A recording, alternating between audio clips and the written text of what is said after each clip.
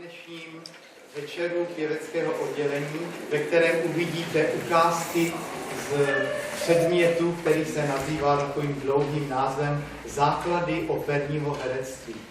Základy protože se v tom předmětu učíme opravdu chodit, klekat na správné koleno, otáčet se na jevišti tak, jak to má být, abychom nebyli obecenstvu zády. Zkrátka základní herecké řemeslo se tam učíme. A dnes uvidíte výsledky práce, které studenti nastudovali vlastně od začátku školního roku.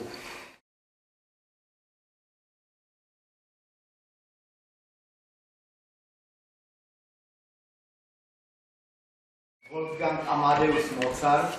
Tentokrát to bude z opery Don Giovanni, o které nenadarmo se říká, že je operou oper. Dona Giovanniho napsal Wolfgang Amadeus Mozart pro Prahu, pro Stavovské divadlo, kde také měl svou premiéru. A my z této opery uvidíme scénu Cerlínky a Mazeta, když Mazeto dostane výprask od přestrojeného Dona Giovanniho, Giovanni se přestrojil za Napoleona a tím pádem je celý zbytný utučený a Cerlínka se ho snaží utěšit.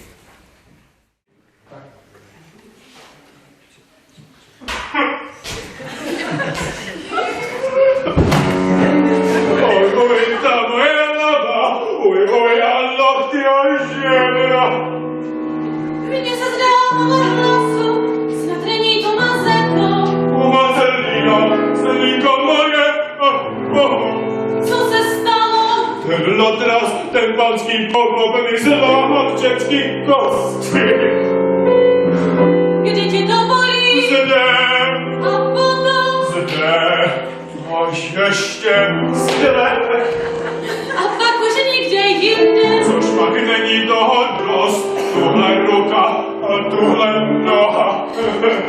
Děti, no jen když ostatní je zdrávo, teď půjdeš se mnou domů a slíbíš mi, že žálit nebudeš na té chvíli. Já vylečím tě tam, můj hochu milý.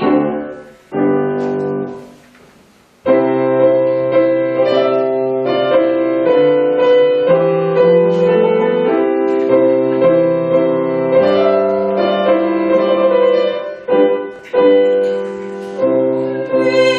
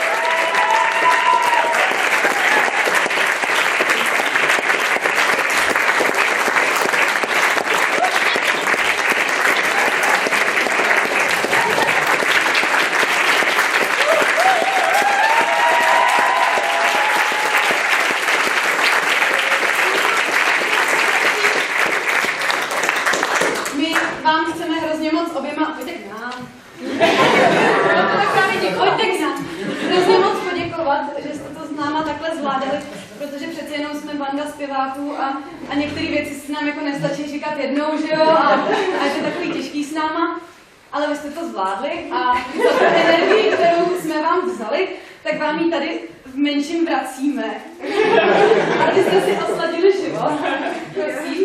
Děkuji, hned to použiju. A tady máte ještě takovou vzpomínku. Takže moc děkuji.